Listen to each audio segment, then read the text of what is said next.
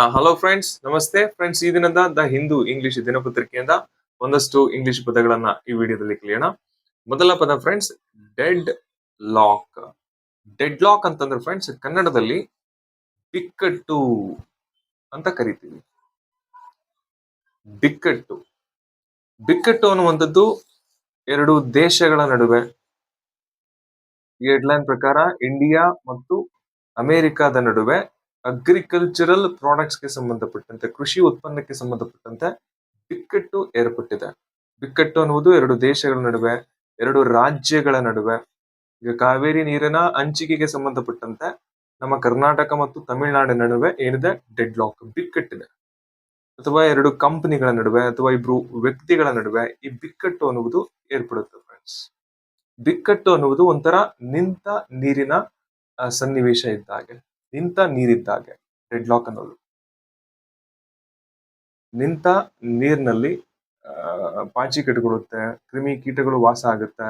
ಅಂದ್ರೆ ಬಿಕ್ಕಟ್ಟಿರಬೇಕಾದ್ರೆ ಎರಡು ರಾಜ್ಯಗಳ ನಡುವೆ, ಎರಡು ದೇಶಗಳ ನಡುವೆ ಅಲ್ಲಿ ಅಭಿವೃದ್ಧಿ ಎನ್ನುವುದು, ಮಾತುಕತೆ ಅನ್ನುವುದು ಸಾಧ್ಯವಿರುವುದಿಲ್ಲ ಫ್ರೆಂಡ್ಸ್. ಅಭಿವೃದ್ಧಿ, ಮಾತುಕತೆ, ಪ್ರೋಗ್ರೆಸ್ಸು, ಡೆವಲಪ್ಮೆಂಟು ಇದೆಲ್ಲ ನಡೆಯೋದಕ್ಕೆ ಸಾಧ್ಯ ಇಲ್ಲ ಯಾವಾಗ ಡೆಡ್ ಲಾಕ್ ಇದ್ದಾಗ. ಸೊ ಡೆಡ್ ಲಾಕ್ ಅನ್ನೋದು ಬಿಕ್ಕಟ್ಟು ಫ್ರೆಂಡ್ಸ್. ಎರಡನೇ ಪದ ಆಕ್ವಿಟೆಡ್.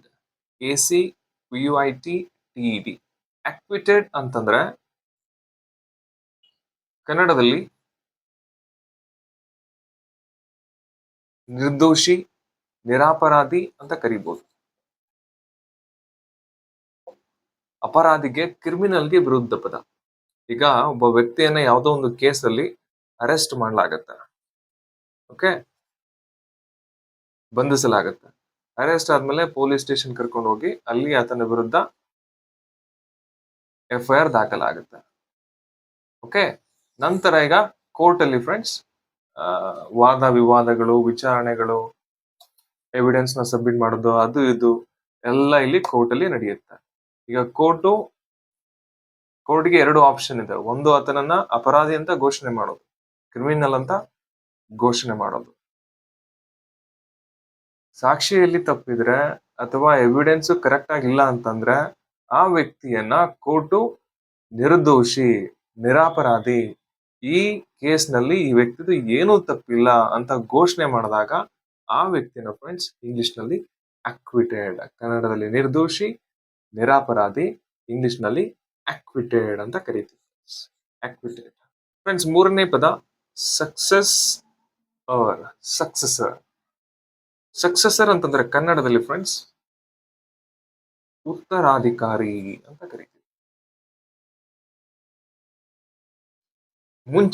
ಮುಂಚೆ ಅರ್ಥ ಮಾಡ್ಕೊಳ್ಳಿ, ಮುಂಚೆ ಬೇರೆಯವರು ವಹಿಸ್ಕೊಂಡಿದ್ದಂತಹ ಅಧಿಕಾರವನ್ನ ಅಥವಾ ಅವರು ಇಟ್ಟುಕೊಂಡಿದ್ದಂತಹ ಆಸ್ತಿಯನ್ನ, ಅಧಿಕಾರ ಅಥವಾ ಆಸ್ತಿಯನ್ನ ಈಗ ಹೊಸದಾಗಿ ಬಂದು ಯಾರಾದ್ರೂ ಅದನ್ನ ವಹಿಸ್ಕೊಂಡ್ರೆ ಅವರಿಗೆ ಫ್ರೆಂಡ್ಸ್ ಸಕ್ಸೆಸರ್ ಅಂತ ಕರಿತೀವಿ. ಈಗ ಒಬ್ಬ ರಾಜ್ಯವನ್ನ ಆಳ್ತಾ ಇದ್ದ, ಇವನಿಗೆ ವಯಸ್ಸಾದ ಮೇಲೆ ಈತನ ಮಗ ಬಂದು ನಾನೀಗ ರಾಜ್ಯವನ್ನ ಆಳ್ತೀನಿ ಅಂತಂದ್ರೆ ಅಧಿಕಾರ ಪಾಸ್ ಆಗ್ತಾ ಇದೆ. ರಾಜ ಆಳ್ದ, ಈಗ ಅಧಿಕಾರವನ್ನ ತನ್ನ ಮಗನಿಗೆ ಕೊಡ್ತಾ ಇದ್ದಾನೆ. ಈ ಮಗನನ್ನ ಫ್ರೆಂಡ್ಸ್ ಸಕ್ಸೆಸರ್ ಅಂತ ಕರಿತೀವಿ.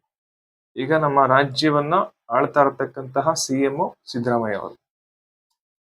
ಇವರಾದ್ಮೇಲೆ ಮುಂದೆ ಬರತಕ್ಕಂತಹ CM ಯಾರಿದ್ದಾರೆ ಅವರನ್ನ ಇಂಗ್ಲಿಷ್ ನಲ್ಲಿ ಸಕ್ಸೆಸರ್ ಅಂತ ಕರಿತೀವಿ, ಕನ್ನಡದಲ್ಲಿ ಉತ್ತರಾಧಿಕಾರಿ. ಫ್ರೆಂಡ್ಸ್, ನೆಕ್ಸ್ಟ್ ಪದ ಬಂದು ಪ್ರಾಂಪ್ಟ್. PROMPT. ಪ್ರಾಂಪ್ಟ್ ಅಂತಂದ್ರೆ ಕನ್ನಡದಲ್ಲಿ ಪ್ರಚೋದಿಸು ಅನ್ನುವಂತ ಅರ್ಥ ಬರುತ್ತೆ. ಈಗ ಚಿಕ್ಕ ಮಕ್ಕಳು ಐಸ್ ಕ್ರೀಮ್ ನೋಡ್ತಾ ಇದ್ದಂಗೆನೆ ಐಸ್ ಕ್ರೀಮ್ ಮಕ್ಕಳನ್ನ ಏನ್ ಮಾಡುತ್ತೆ, ಪ್ರಾಂಪ್ಟ್ ಮಾಡುತ್ತೆ, ಪ್ರಚೋದಿಸುತ್ತೆ, ಬಂದು ತೆಗೆದುಕೊಂಡು ಹೋಗುವಂತ. ಈ ಪುಸ್ತಕದ ಹುಳುಗಳು ಅಂತ ಇರ್ತಾರ, ಅಂದ್ರೆ ಪುಸ್ತಕ ಪ್ರಿಯರು, ಬುಕ್ಗಳು ನೋಡ್ತಾ ಇದ್ದಂಗೆನೆ ಬುಕ್ಗಳು ಏನ್ ಮಾಡುತ್ತೆ, ಅವ್ರನ್ನ ಪ್ರಾಂಪ್ಟ್ ಮಾಡುತ್ತೆ, ಪ್ರಚೋದಿಸುತ್ತೆ, ಬಂದು ಕೊಂಡ್ಕೊಂಡು ಹೋಗುವಂತ. ಸೊ ಈ ಹೆಡ್ಲೈನ್ ಪ್ರಕಾರ ಫ್ರೆಂಡ್ಸ್ ಸೆಂಟ್ರಲ್ ಗವರ್ಮೆಂಟ್ ಅಲ್ಲಿ ಸ್ಪೀಕರ್ ಅವರು ರೆಸಿಗ್ನೇಷನ್ ಸಬ್ಮಿಟ್ ಮಾಡಿದ್ದಾರೆ, ಅಂದ್ರೆ ರಾಜೀನಾಮೆ ಕೊಟ್ಟಿದ್ದಾರೆ. ಅದಕ್ಕೆ ಕಾರಣ ಅವ್ರು ಹೇಳ್ತಾ ಇರೋದು ಹೆಲ್ತ್ ಅಂತ.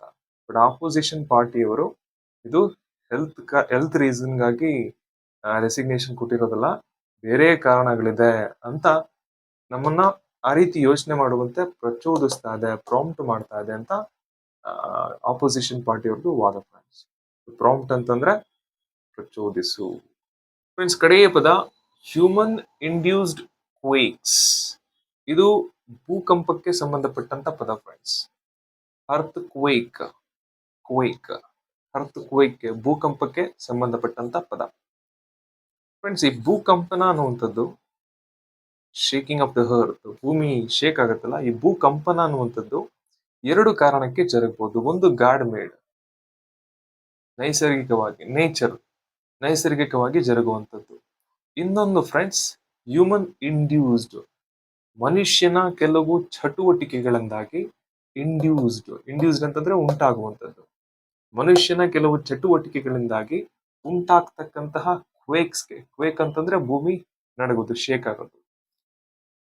ಈ ಮ್ಯಾನ್ ಮೇಡ್ ಅರ್ತ್ ಕ್ವೇಕ್ ಏನಿದೆ, ಇದಕ್ಕೆ ಫ್ರೆಂಡ್ಸ್ ಹ್ಯೂಮನ್ ಇಂಡ್ಯೂಸ್ಡ್ ಕ್ವೇಕ್ಸ್ ಅಂತ ಕರಿತೀವಿ. ಫಾರ್ ಎಕ್ಸಾಂಪಲ್, ಈಗ ಎಲ್ಲಾದ್ರೂ ಮನುಷ್ಯ ಹೋಗಿ ನ್ಯೂಕ್ಲಿಯರ್ ಬಾಂಬ್ ಅನ್ನ ಹಾಕಿದ್ರೆ ಭೂಮಿ ಖಂಡಿತ ಶೇಕ್ ಆಗುತ್ತೆ, ಭೂಕಂಪನ ಸೃಷ್ಟಿ ಆಗುತ್ತೆ. ಅದು ಹ್ಯೂಮನ್ ಇಂಡ್ಯೂಸ್ಡ್ ಕ್ವೇಕ್. ಈಗ ಮನುಷ್ಯ ಎಲ್ಲಂದ್ರಲ್ಲಿ ಬ್ರಿಡ್ಜ್ ಗಳನ್ನ ಕಟ್ಟಿದಾಗ, ಬ್ರಿಡ್ಜ್ ಇಂದ ನೀರನ್ನ ಒಂದೇ ಸಮನೆ ಬಿಟ್ಟಾಗ, ಸಡನ್ ಆಗಿ ಬಿಟ್ಟಾಗ, ಅಲ್ಲೂ ಫ್ರೆಂಡ್ಸ್ ಭೂಮಿ ಶೇಕ್ ಆಗುತ್ತೆ. ಮ್ಯಾನ್ ಮೇಡ್ ಅರ್ತ್ ಕ್ವೇಕ್ ಅಲ್ಲಿ ಕ್ರಿಯೇಟ್ ಆಗುತ್ತೆ. ಸೊ ಅಂತಹ ಅರ್ತ್ ಕ್ವೇಕ್ಸ್ಗೆ ಫ್ರೆಂಡ್ಸ್ ಹ್ಯೂಮನ್ ಇಂಡ್ಯೂಸ್ಡ್ ಕ್ವೇಕ್ಸ್ ಅಂತ ಕರಿತೀವಿ.